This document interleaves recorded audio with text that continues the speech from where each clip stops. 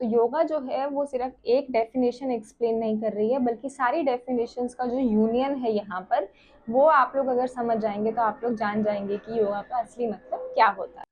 नमस्कार, welcome back to channel योग अरोरा। मेरा नाम है रश्मि और आपका स्वागत है आज के वीडियो में। आज के वीडियो में मैं आप लोगों के साथ शेयर करूंगी योगा का असली मतलब क्या है।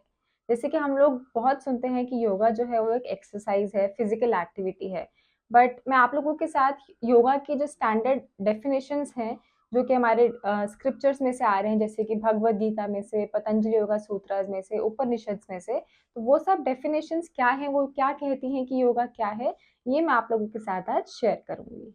तो हमारे सारे स्क्रिप्चर्स योगा के बारे में क्या कहते हैं और उसका क्या मतलब है, ये जानने के लिए वीडियो के अंत तक जरूर बने रहिएगा। और अगर आपको वीडियो पसंद आए तो जरूर चैनल को सब्सक्राइब कर दीजिएगा, वीडियो को लाइक कर दीजिएगा और बेल आइकन को प्रेस कर दीजिएगा, ताकि इस तरह के वीडियोस के नोटिफिकेशन आप लोगों को फ्यूचर में मिलते रहें। तो अगर आप ऑलरेडी एक योगा प्रैक्टिशनर हैं तो आप लोगों ने एक्सपीरियंस तो किया ही होगा कि योगा किस तरह से हमारी वेलनेस पे, कंप्लीट वेलनेस पे काम करता है, और ये सिर्फ एक एक्सरसाइज या फिजिकल एक्टिविटी नहीं है। तो योगा का असली मतलब क्या है, अगर आप वो लोग जानेंगे तो आपकी प्रैक्टिस जो है वो बहुत एनहांस हो जाएंगी। आप उन प्रैक्टिसेस के बेनिफिट्स को एक्चुअली फील कर पाएंगे और उसके साथ साथ आप इसको आगे शेयर भी कर पाएंगे। और अगर आप ये योगा टीचर हैं या फिर अगर आप लोग योगा सिखाना चाहते हैं, तो ये चीज़ आपके लिए जानना बहुत ज़रूरी है कि योगा का असली मतलब क्या है। तो जैसे कि मैंने आपको बताया कि योगा के बहुत सारे डेफिनेशंस हैं जो कि हमारे एंशिएंट स्क्रिप्चर से आ रहे हैं, तो चलिए उठाते हैं एक एक डेफिनेशन को और उसका मतलब समझते हैं। पहले हम लोग देखते हैं योगा का जो रूट वर्ड है उसका मतलब है युज। और युज जो है वो एक संस्कृत वर्ड है जिसका मतलब होता है यूनियन, कंबाइन, ज्वाइन करना किसी चीज को। तो अगर आप एक से ज्यादा किसी चीज को ज्वाइन करते हैं तो उसको हम लोग कहते हैं युज। अब यहाँ पे योगा का जो युज है इसका क्या मतलब है, ये हमको समझाया गया है योगा यज्ञवल्क्य का टेक्स्ट में। तो इसमें हम लोगों को ये बताया गया है कि योगा जो है वो यूनियन है किसका, जीवात्मा का विद परमात्मा का। ये योगा की प्रैक्टिसेस करके जब आप खुद को सुप्रीम पावर के साथ एक पाते हैं, तब वो उसको हम लोग कहते हैं योगा। तो ये हो गई योगा की एक डेफिनेशन। चलिए हम लोग देखते हैं भगवद गीता में योगा क्या कहलाई जाती है। तो भगवद गीता में चैप्टर 2 में दो ऐसे वर्स हैं, चैप्टर 2 48 श्लोका नंबर और चैप्टर 2 का 50 नंबर श्लोका। ये दोनों जो है वो हम लोगों को बताते हैं कि योगा का क्या मतलब है। तो चैप्टर 2 का जो वर्स 48 है, श्लोका नंबर 48 है, उसका हम उस वो हमको क्या बताता है कि समत्वम योगा उच्यते। इसका मतलब है समत्वम मतलब इक्वानिमस। तो वो स्टेट ऑफ माइंड जो कि इक्वानिमस रहता है in different kind of situations, उसको हम लोग योगी का माइंड कहते हैं। तो वो अचीव कैसे करना होता है, और यहाँ पे इक्वानिमस का मतलब क्या है। इक्वानिमस का मतलब है कि जब हम लोग डिफरेंट कंडीशंस में, डिफरेंट सिचुएशंस में अपने माइंड को कंट्रोल में रखना जानते हैं, जब हम लोग सक्सेस और फेलियर, हैप्पीनेस और सैडनेस को, ज़्यादा डुअलिज्म जो क्रिएट होता है हमारी माइंड में, उसको हम लोग रिड्यूस करते हैं। तो मैं आपको एक छोटा सा एग्जांपल के थ्रू ये समझाती हूँ। जैसे कि एक ओशन में बोट है, अगर आप लोग बोट में बैठे हैं तो डेफिनेटली ओशन में वेव्स तो आएंगे ही, और जब भी वेव आएगा तो बोट जो है वो जोर से हिलेगा जरूर। तो उस टाइम पे अगर आप लोगों को हर जो वेव आ रही है, अगर आप लोग डर जाएंगे, सहम जाएंगे, तो आप लोग वो बोट राइड को एंजॉय नहीं कर पाएंगे।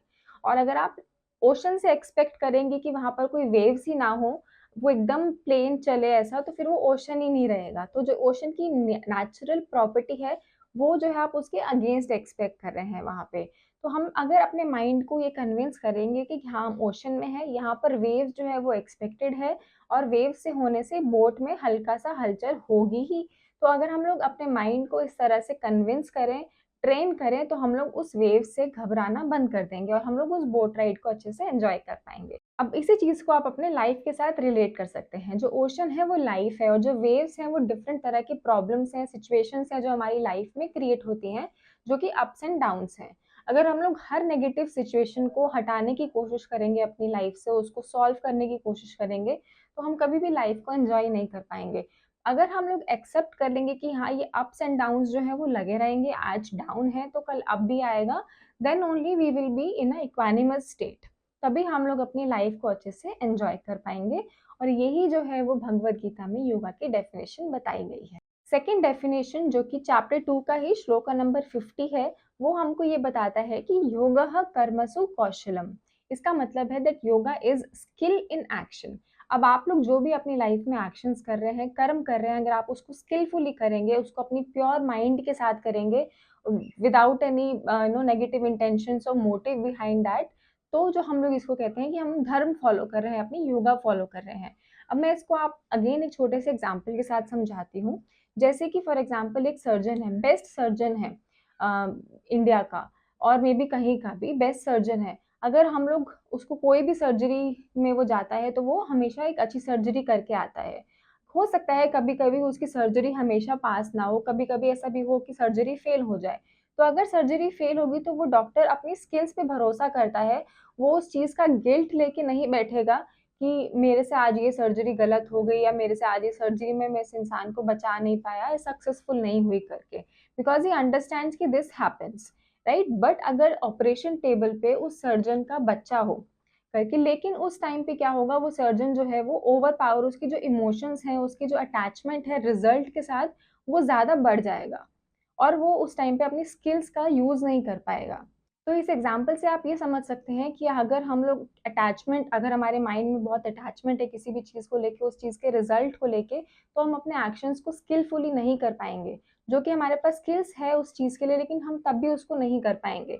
बट अगर हम लोग एक इक्वानिमस स्टेट में हैं, हम लोग जानते हैं कि हम लोग जो भी कर रहे हैं ये हमारी ड्यूटी है करके, हमारे अटैचमेंट जो है उसको ओवर पावर नहीं कर रहे हैं, हमारे इमोशंस कंट्रोल में है, तो हमारे जो एक्शंस होंगे वो बहुत ही ब्यूटीफुल होंगे, एंड देन जो हमारे रिजल्ट्स हैं वो भी उसी तरह से बेटर होंगे। अब हमारा जो अगला डेफिनेशन है वो है कठोपनिषद से। बहुत प्रकार के उपनिषद हैं, तो कठोपनिषद में योगा के बारे में क्या कहा गया है? कठोपनिषद में योगा की ये डेफिनेशन है कि steady control of senses and mind.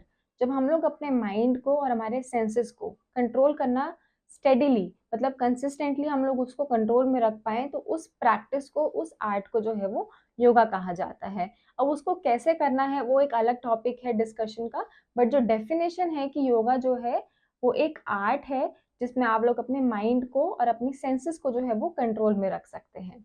Next जो डेफिनेशन है वो है पतंजलि योगा सूत्रास में से। ये डेफिनेशन भी कुछ यही कहती है। ये डेफिनेशन जो है वो है चित्त वृत्ति निरोधः।